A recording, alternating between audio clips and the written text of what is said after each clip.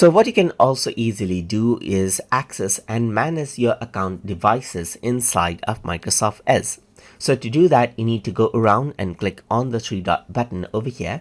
And then what you can do is you can go around under settings over here. Then what you can do is you can go around under manage accounts. And over here, once you go around onto accounts, over here on the left hand side, you can access out devices. So once you do that, what happens is that you get the devices that you have used your account in. For example, you can see this particular device, which is a PC, and you can see this particular device as well.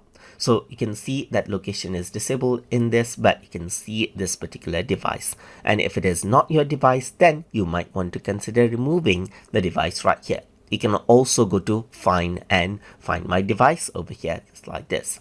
And if I were to go around over here and see the details, then you can see that this is the OS build and the name of the PC right here, and you can remove this device as well. So let me just go around onto all devices over here and get back onto devices. And what you can also do is you can go around and see info and support for that particular device, and you get to the same page right here. And you see the system part and the OS build and the version of the devices that you're using to sign in your account with.